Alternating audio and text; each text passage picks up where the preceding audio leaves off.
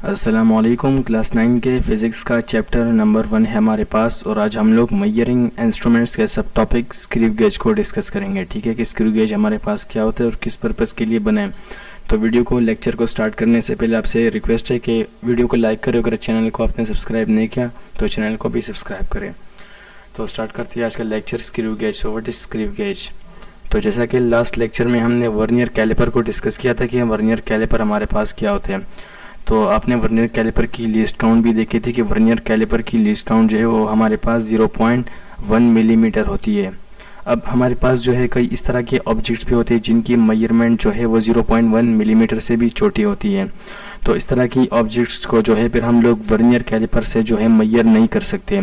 तो इन ऑब्जेक्ट्स को फिर हम लोग स्क्रू गेज से जो है मेजर करते हैं। ठीक है, इस स्क्रू गेज से हम लोग आपने जो है कई तरह की जो है छोटी छोटी वायर्स देखी होगी, कॉपर की, स्टील की, आयरन की। तो उन वायर्स की डायमीटर को भी हम लोग स्क्रू गेज से फाइंड करते हैं, या किसी छोटे मेटल शीट की थिकनेस को भी हम लोग स्क्रू गेज से फाइंड करते हैं। So screw gauge is use to measure small length, diameter of wire and thickness of metal sheet. इससे हम लोग किसी स्मॉल ऑब्जेक्ट की मेजरमेंट करते हैं, डायमीटर फाइंड करते हैं किसी वायर का, या किसी मेटल शीट की थिकनेस भी हम लोग इससे फाइंड कर सकते हैं। ठीक है, तो हमारे पास स्क्रू गेज। अब स्क्रू गेज की कंस्ट्रक्शन की तरफ चलते हैं कि स्क्रू गेज की कंस्ट्रक्शन क्या है। ठीक है, तो जैसा कि आप स्क्रीन में देखिए आपको एक स्क्रू गेज नज़र आ रहा है।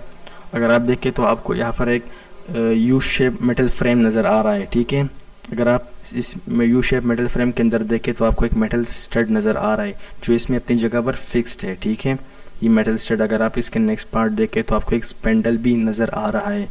ये स्पेंडल जो है ये अपनी जगह पर मूवेबल है। ये स्पेंडल अपनी जगह पर जो है मूवमेंट कर सकता है।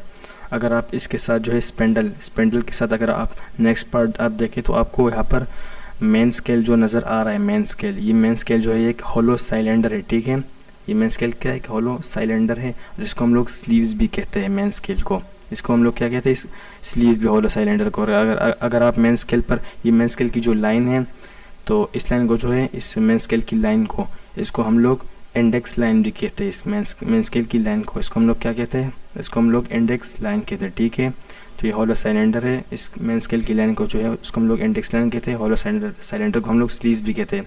साथ में सर्कुलर स्केल आपको नज़र आ रहा है और इस सर्कुलर स्केल पे हमारे पास 100 डिवीजन्स होती है। कितनी डिवीजन्स होती है, 100 नंबर ऑफ डिवीजन्स हमारे पास सर्कुलर स्केल पे होती है। तो इस सर्कुलर स्केल है और इसके साथ आपको एक थ्रेड लाइक थिम्बल भी नज़र आ रहा है। ये थ्रेड लाइक थिम्बल है, इसको हम लोग इजीली मूव भी कर सकते हैं, मूवमेंट कर सकता है। ठीक है, रोटेट हो सकता है।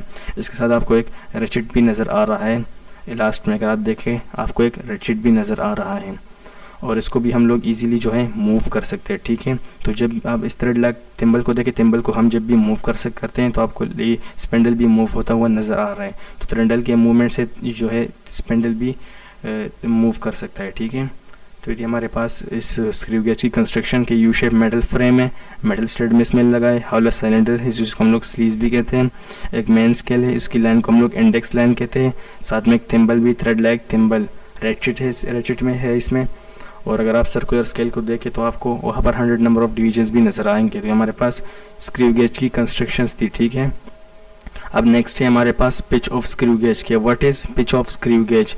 ये आपको पेपर में जो है क्वेश्चन भी आ सकता है कि what is pitch of screw gauge, कि स्क्रू गेज की पिच क्या है। तो इसका आंसर है the distance between consecutive threads on spindle is called pitch of screw gauge. Screw gauge क्या है हमारे पास, तो आपने स्पेंडल इंडेक्स लाइन पे के ऊपर आपको एक दो थ्रेड्स नज़र आ रही होगी, उन थ्रेड्स के बीच जो डिस्टेंस इसको हम लोग पिच ऑफ स्क्रू गेज कहते हैं। ठीक है, so what is pitch of screw gauge, the distance between consecutive threads on spindle is called pitch of screw gauge। और इसकी लेंथ क्या है इस पिच ऑफ स्क्रू गेज की, 1 मिलीमीटर है। ठीक है, क्या है, आपको एमसीक्यूज में भी पूछा जा सकता है कि इसकी पिच ऑफ स्क्रू गेज की लेंथ क्या है, तो आप जो इसको बता सकते हैं कि इसकी लेंथ जो है 1 मिलीमीटर है। ठीक है, और अब इस नेक्स्ट जो हमारे पास है वो लीस्ट काउंट है कि व्हाट इज़ लीस्ट काउंट। ठीक है, तो जैसा कि हमने वर्नियर कैलिपर की लीस्ट काउंट को भी डिस्कस किया था कि वर्नियर कैलिपर की लीस्ट काउंट क्या है, तो आज हम लोग इसकी लीस्ट काउंट को भी फाइंड करेंगे। ठीक है, लीस्ट स्क्रू गेज की लीस्ट काउंट क्या है। ठीक है, so the smallest measurement which can be taken by using screw gauge is the least count of screw gauge.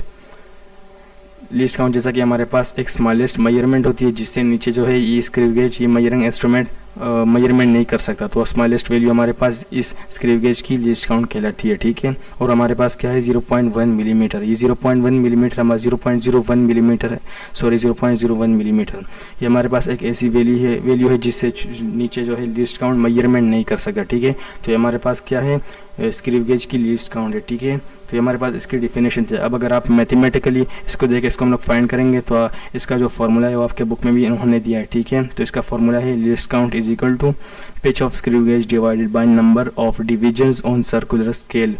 Pitch of screw gauge जैसा कि हमने इसको डिस्कस किया, पिच ऑफ स्क्रू गेज तो उसको हम लोग डिवाइड करेंगे सर्कुलर स्केल पर जितने नंबर ऑफ डिविजन्स है उस पर, ठीक है।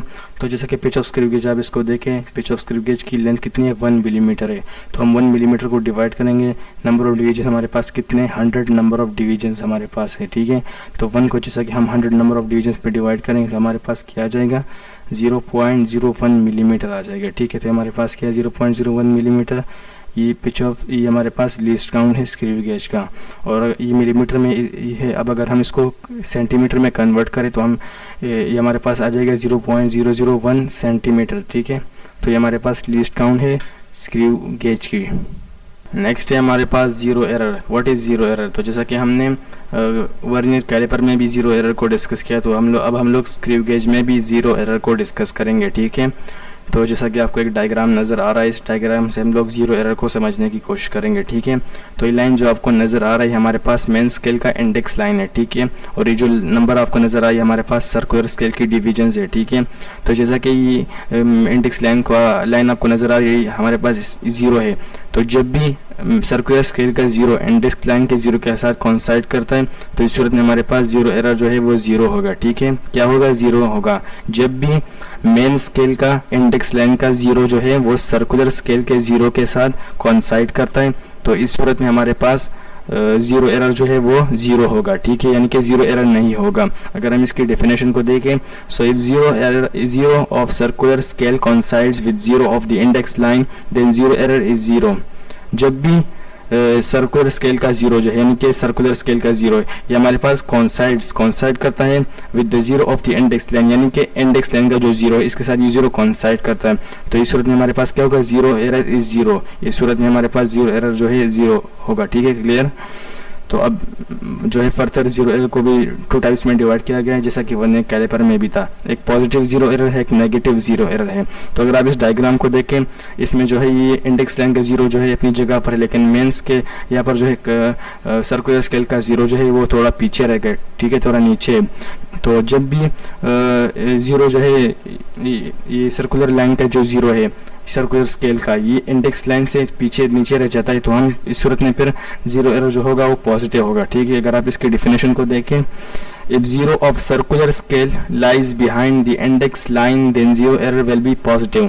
if zero of circular scale के सर्कुलर स्केल का जो जीरो है lies behind the index line के इंडेक्स लाइन से जो पीछे रह जाए या नीचे हो जाए तो then zero error will be positive। तो इस सूरत में हमारे पास पॉजिटिव जो है जीरो एरर जो होगा वो पॉजिटिव होगा, ठीक है। ये जीरो जो है इंडेक्स लाइन से जो है नीचे है, ठीक है।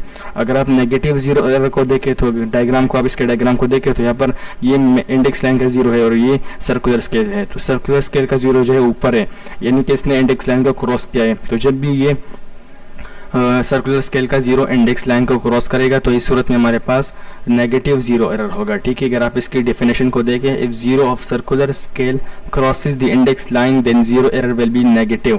जब भी हमारे पास सर्कुलर स्केल का जीरो क्रॉस करेगा इंडेक्स लाइन के जीरो को तो इस सूरत में हमारे पास जीरो एरर क्या होगा? नेगेटिव होगा, ठीक है। तो हमारे पास जीरो एरर था, इसकी टाइप्स थी। अब जैसा कि हमने वर्नियर कैलिपर में भी जीरो करेक्शंस की थी, तो जब भी अगर आपके पास आंसर जो है वो पॉजिटिव जीरो एरर होगा तो आप इसमें करेक्शंस करके इसके साइन को नेगेटिव कर देंगे, ठीक है। और अगर आपके पास जो है आंसर जो है वो नेगेटिव जीरो एरर में होगा तो आप उसमें करेक्शंस करके उसके साइन को जो है वो पॉजिटिव कर देंगे, ठीक है। तो हमारे पास आज का लेक्चर। सो आई होप कि आपको आज का लेक्चर जो है वो क्लियर हो गया होगा। तो इस तरह की मज़ीद वीडियोस देखने के लिए हमारे चैनल को सब्सक्राइब करें और वीडियोस को जो है वो लाइक करें, ठीक है, ताकि आगे आपके काम आ सकें। और अगर इस चैनल की बाकी वीडियोस आपने नहीं देखी है तो वो आपको हमारे चैनल के प्लेलिस्ट पर मिल जाएगी, उनको भी आप ज़रूर देखें और चैनल को सब्सक्राइब करें, वीडियो को लाइक करें। Thanks for watching, take care, Allah हाफिज़।